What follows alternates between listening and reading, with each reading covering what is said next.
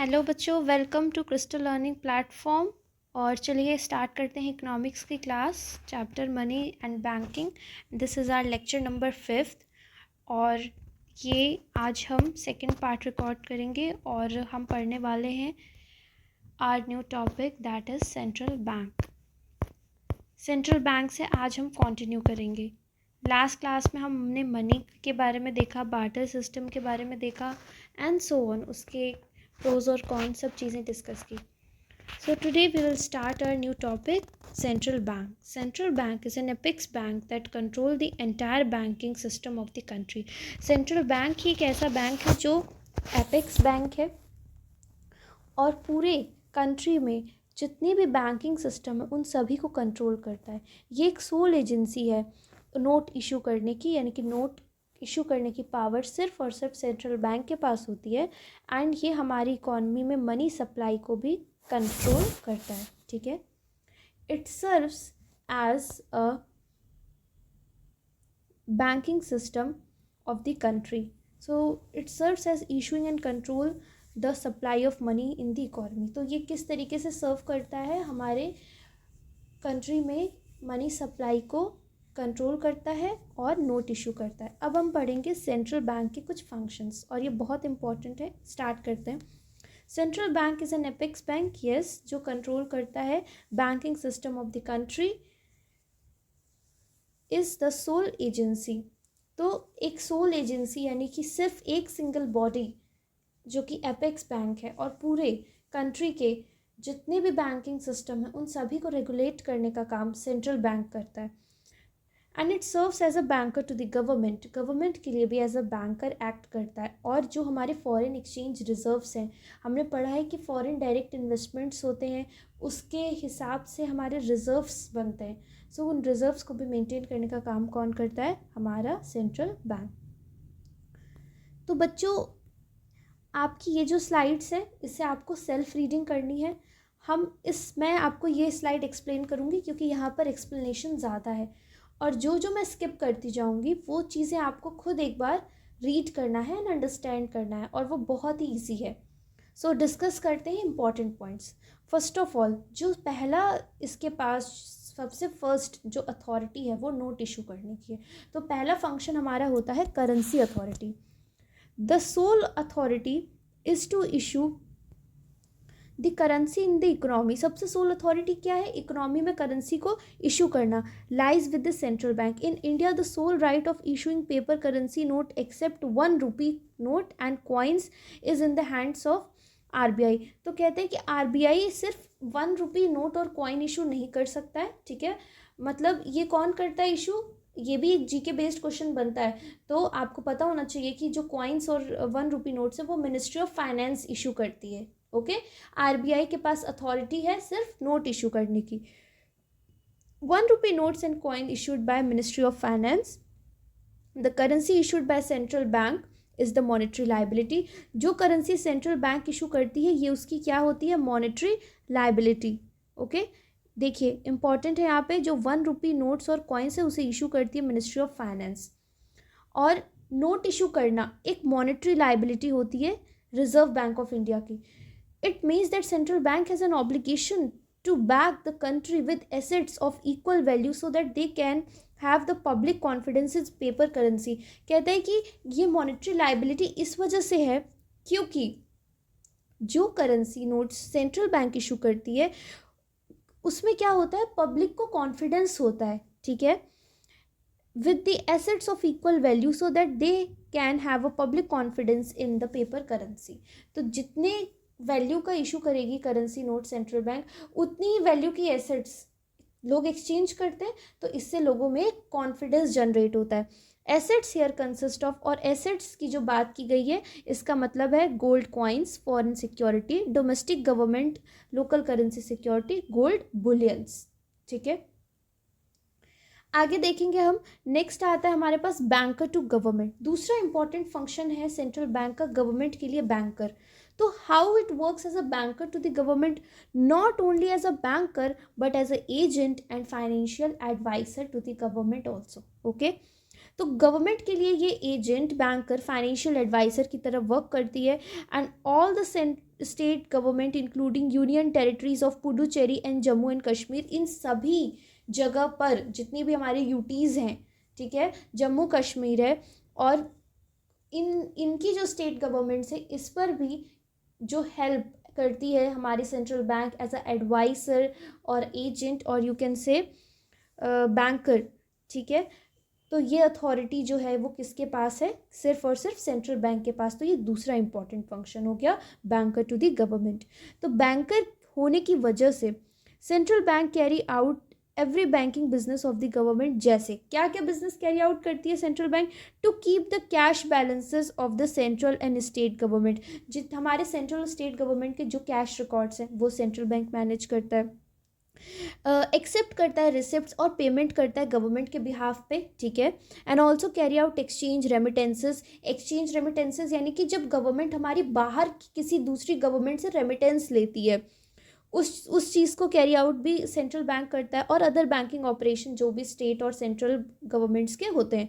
Ultimately it give loan and advances to the government for temporary period. ज़रूरत पड़ने पर हमारी गवर्नमेंट सेंट्रल बैंक से लोन भी ले सकती है। The government sell its treasury bills to the central bank in order to borrow money. और इसके लिए गवर्नमेंट क्या करती है?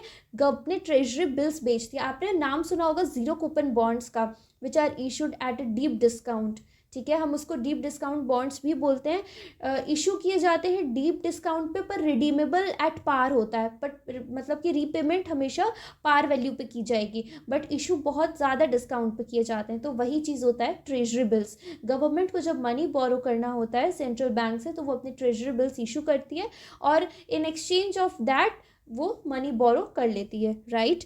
तो ये रोल जो है, ये फंक्शंस परफॉर्म करता है central bank for the government. As an agent, the Reserve Bank of India is responsible for management of public debt. This is also important.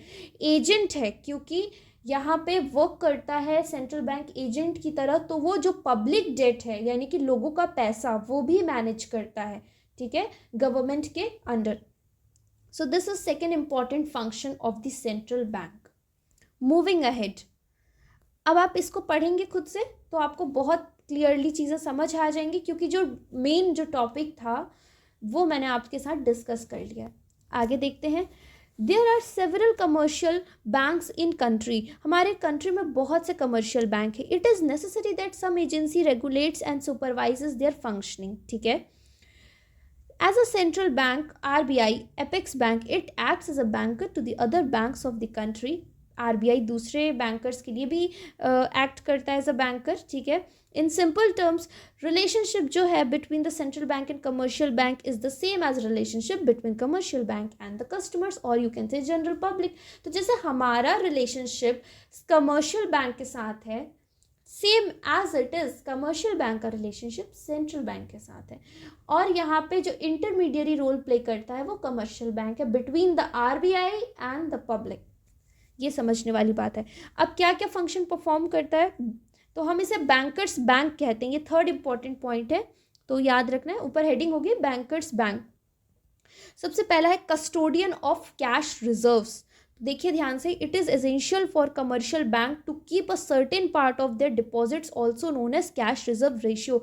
Commercial bank के लिए बहुत ज़रूरी होता है, एसेंशियल होता है कि वो डिपॉजिट्स का कुछ पार्ट किस में रखे?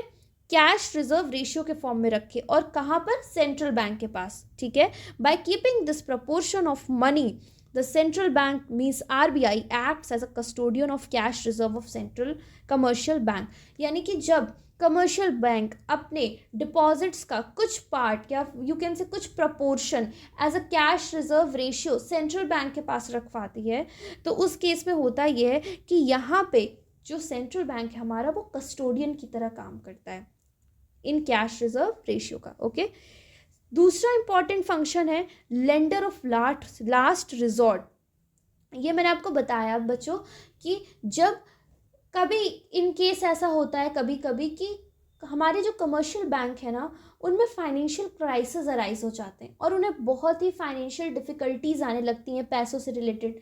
कभी कभी ऐसा भी आपने देखा है कि बहुत सारे बैंक्स लॉसेस में चले गए हैं, they get merged with each other, और फ्यू आर कुछ आपने सुना है स्कैम होते हैं, तो स्कैम में होता क्या है एक्चुअली में कि बहुत नुकसान जो है वो बैंक को उठाना पड़ जाता है इन केस जो पैसा in the form of loan और एडवांसेस किसी किसी एक इंडिविजुअल ने लिया था एंड देन वो रिपेमेंट उसकी नहीं कर पाता है, और यू कैन से बैंक की कंडीशन, फाइनेंशियल स्टेटस इतनी ख़राब होती है कि वो इंसॉल्वेंसी की पोजीशन पे आ जाती है।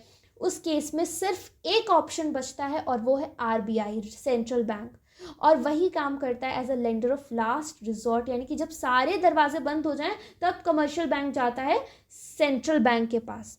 तो हम यहाँ पे पढ़ेंगे, देखिए, when commercial bank unable to meet their financial requirements from other sources, जब बाकी सोर्सेज के दरवाजे बंद हो जाते हैं कमर्शियल बैंक के लिए, तब होता क्या है, they approach the central bank to give them loans and advances as the lender of last resort.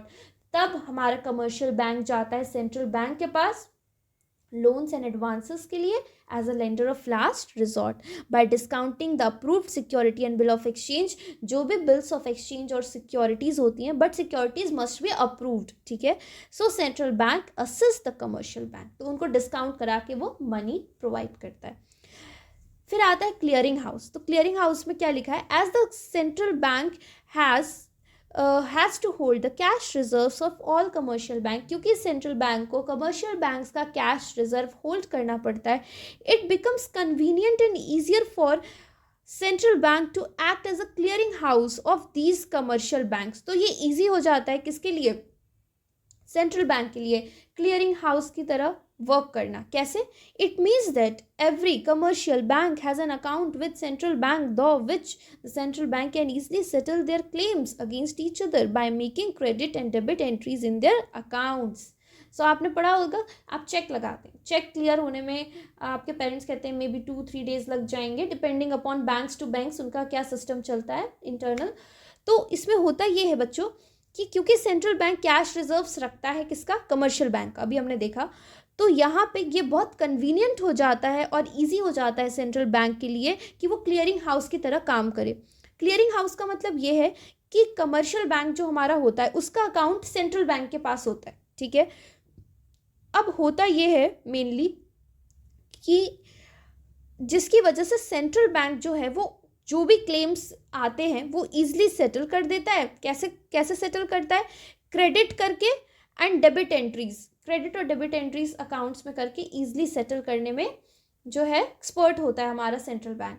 तो इस तरीके से वो एज अ क्लियरिंग हाउस भी फंक्शन परफॉर्म करता है, ठीक है।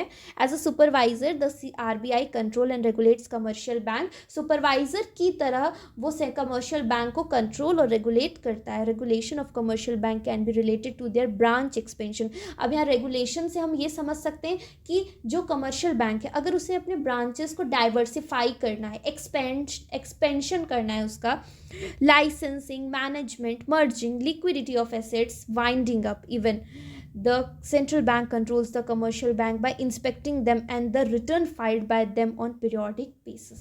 So ये सभी functions perform करने में help करता है। नेक्स्ट हमारा जो फोर्थ फंक्शन है वो है controller of money supply and credit.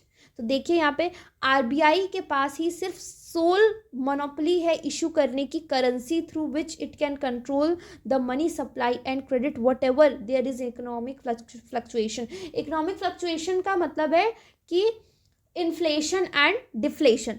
अब मान लेते हैं कि इन्फ्लेशन और डिफ्लेशन की कंडीशन अराइज होती है, उस केस में हमारा सबसे इंपॉर्टेंट रोल प्ले करता है banking system.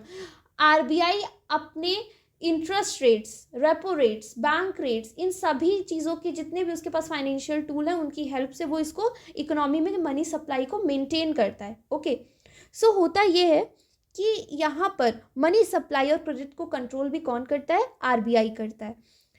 To do so Reserve bank of India uses the following methods. अब इसको करने के लिए रिजर्व बैंक ऑफ इंडिया क्या क्या मेथड्स यूज करता है, repo rate, the rate at which country central bank lends money to commercial bank to meet their short term financial needs. Very important, very very very important, इसको mark करिएगा, very very very very very important, क्योंकि repo rate ऐसा topic है जो आपको कहीं भी पूछा जा सकता है, ये बहुत इंपॉर्टेंट है।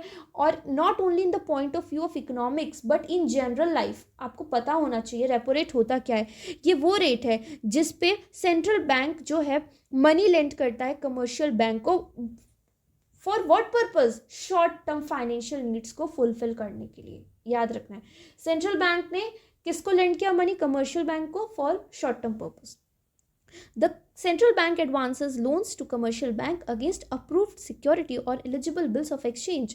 तो यहाँ पे सेंट्रल बैंक लोन तो देगा बट किसके अगेंस्ट में देगा, कुछ अप्रूव्ड सिक्योरिटीज होंगी कमर्शियल बैंक की या फिर कोई एलिजिबल बिल ऑफ एक्सचेंज होगा। N increase in repo rate increases the cost of borrowing from central bank. अगर सेंट्रल बैंक ने रेपो रेट बढ़ा दिया तो अब क्या होगा, जब कमर्शियल बैंक लोन या फिर मनी लेगा सेंट्रल बैंक से तो उसको क्या होगा, बोरोइंग कॉस्ट हाई पड़ेगा, which ultimately forces the commercial bank to increase their lending rate. और उसकी वजह से क्या होगा, जब हाई कॉस्ट पे बोरो करना पड़ेगा कमर्शियल बैंक को मनी सेंट्रल बैंक से, तो कमर्शियल बैंक क्या करेगा, अपने लेंडिंग रेट्स को भी क्या करेगा, इंक्रीज करेगा। अब यहाँ पे lending rates from the point of view of commercial bank क्या क्या हुआ, जो लेंड करता है मनी वो हम लोगों को, मींस जनरल पब्लिक को। अब जनरल पब्लिक को जो मनी वो लेंड करेगा उसकी भी तो लेंडिंग कॉस्ट उसको इंक्रीज करनी होगी ना, क्योंकि अल्टीमेटली सेंट्रल बैंक ने क्या कर दिया है, अपना रेपो रेट इंक्रीज कर दिया है। तो यहाँ पे हुआ ये कि जो कॉस्ट ऑफ बोरोइंग है कमर्शियल बैंक को वो भी ज़्यादा होने लगी, ठीक है, वो भी हाई हो गई। इस वजह से उसे अपना लेंडिंग रेट भी इंक्रीज करना पड़ेगा पब्लिक के साथ, और जिससे कि होगा क्या, बोरोवर्स डिस्करेज हो जाएंगे लोन लेने से। बोरोवर्स को लगेगा बहुत ज़्यादा रेट है, अब हम लोन कैसे बोरो कर पाएंगे, तो इस वजह से डिस्करेज हो जाएंगे and from the commercial bank and vice versa, means case opposite चलेगा। यानी कि जब कमर्शियल बैंक सस्ते रेट पे प्रोवाइड करेगा मनी, सेंट्रल बैंक जो है सस्ते रेट पे मनी कमर्शियल बैंक को देगा, तो यहाँ पे क्या करेगी, कमर्शियल बैंक भी अपने लेंडिंग रेट्स को लो कर देगी और बोरोवर्स क्या हो जाएंगे, इनकरेज हो जाएंगे for taking much and much loans from the commercial bank. I hope आपको ये टॉपिक समझ आया होगा। नेक्स्ट हम देखते हैं रिवर्स रेपो रेट। देखिए रिवर्स रेपो रेट होता क्या है, एग्जैक्टली इसका उल्टा है। It is the exact opposite of repo rate, means reverse repo rate वो रेट है जिसपे कि reserve bank of India commercial bank से बोरो करता है। अब यहाँ पे उल्टा हो गया, कमर्शियल बैंक लेंडिंग इंस्टीट्यूशन है और बोरोइंग कौन है, सेंट्रल बैंक हमारा। So RBI borrow money from commercial bank when it feels that there is excess money supply in the banking system of the country. अब आरबीआई ऐसा कब करेगा, जब उसको लगेगा कि मनी सप्लाई कंट्री में बहुत ज़्यादा ही हो गया है। तो कंडीशन क्या अराइज होगी, इन्फ्लेशन की। जब मनी सप्लाई बढ़ता है तो क्या होता है, हमने पढ़ा इकोनॉमिक्स में, excess money supply leads to situation of inflation. अब इन्फ्लेशन, महंगाई बढ़ेगी तो होगा ये कि चीज़ें बहुत महंगी हो जाएंगी। उसको कंट्रोल करने के लिए, सिचुएशन बैलेंस करने के लिए यहाँ पर होगा ये कि रिवर्स रेपो रेट अप्लाई होगा। Central bank will borrow money from the commercial bank, ठीक है। Besides banks also happily lends money to the central bank, commercial bank भी हंसते हंसते मनी लेंड करेगा as there the money in the safe hands, जिससे कि money जो है सेफर साइड चला जाए and they also get a good interest rate, और जिससे कि क्या हो, वो मनी लेंड करे और फिर कमर्शियल बैंक को अच्छा इंटरेस्ट मिले। Okay, N increase in reverse repo rate induces the commercial bank to transfer more money to RBI because of less attractive rates, because of attractive interest rates। मतलब कि reverse repo rate induce करेगा commercial bank को कि वो ज़्यादा से ज़्यादा money RBI को दे, जिससे कि उसे ज़्यादा से ज़्यादा इंटरेस्ट का बेनिफिट आरबीआई से रिसीव हो। और उसके बाद बच्चों हमारे पास आता है, नेक्स्ट है हमारा टॉपिक डी पार्ट। अच्छा, इसमें कुछ लीगल रिजर्व रिक्वायरमेंट्स, अब इस चीज़ को भी देख लेते हैं एक बार, क्या है, ये भी इम्पॉर्टेंट है। तो देखिए, according to requirements of the legal reserve commercial bank have the obligation to maintain reserve। अब होता ये है कि जो सेंट्रल बैंक है उसके अकॉर्डिंग ना कुछ रिजर्व्स कमर्शियल बैंक को मेंटेन करना होता है। It is a direct and quick method used by central bank to control credit creating power. इसके हेल्प से सेंट्रल बैंक क्या करता है, क्रेडिट क्रिएटिंग पावर जो है उसको प्रॉपर तरीके से वो कर पाता है, ठीक है, प्रॉपर तरीके से उसको अपने हैंडल कर पाता है। एंड कमर्शियल बैंक्स मेंटेन करता है रिजर्व्स दो अकाउंट में, एक होता है कैश रिजर्व रेशियो, एक होता है statutory liquidity ratio, CRR SLR। CRR होता है, it is the minimum percentage of net demand and time liability, जो नेट डिमांड और टाइम लाइबिलिटी का मिनिमम परसेंटेज हम बोलते हैं CRR को, जो कमर्शियल बैंक किसके पास रखाता है, सेंट्रल बैंक के पास। बाय चेंजिंग, अगर ये चेंज हो गया CRR, central bank affects the ability of commercial bank to create credit, ठीक है। For example, there is an increase in cash reserve ratio, it reduces the excess reserve of commercial bank and limits their credit creating power.